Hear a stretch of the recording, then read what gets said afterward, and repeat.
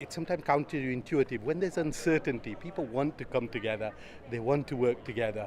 One of the, if you like, silver linings is that people feel people have more pride in their locality. They've been shopping more locally, perhaps, than previously, and all of those things can be harnessed, and a bid can be very effective in bringing all that together and making sure the place is there, and it's there not only for, as you have in Gibraltar, tourists, but also actually that it's something for local residents to come in, to enjoy, not just to shop, but perhaps entertainment, leisure, perhaps just to eat and drink, perhaps just to meet friends, and of course work.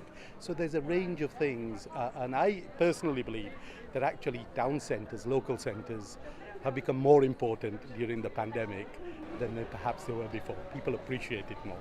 So the bid project perhaps still relevant, perhaps it's reinforced support for the idea, but one practicality, money. It's always an issue. It's more of an issue post-pandemic.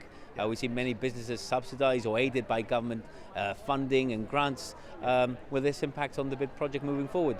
We haven't seen this. If you look at the UK, about 60 votes have taken place since lockdown and the pandemic started.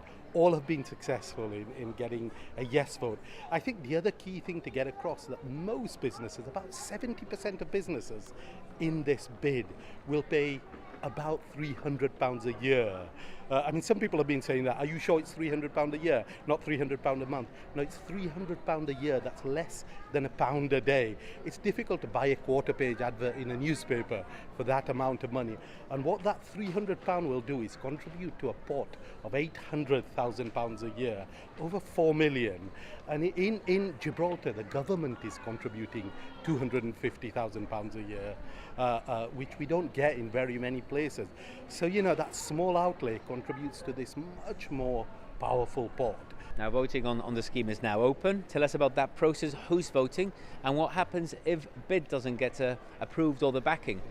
So in terms of the voting itself, it's a postal ballot. It's a month-long postal ballot. Papers were sent out today, the 1st, and you have until the 29th of September till 5 p.m. to cast your vote. The vote is being carried out by a notary public. It is independent and confidential. What I find as I walk around is there's an enormous amount of passion in Gibraltar, an enormous amount of civic pride, and I think combine both two things, I think, hopefully very much it'll be a yes vote.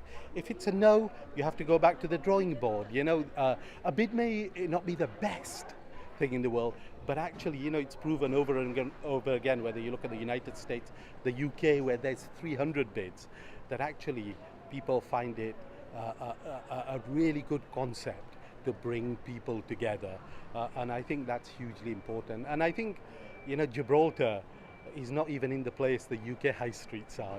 Actually things are fairly good, particularly pre-pandemic, and it's really to make sure that people don't rest on their laurels, to understand things can change very quickly, and actually you have to have a setup, an organization which can look out for these things and respond to it in a timely manner.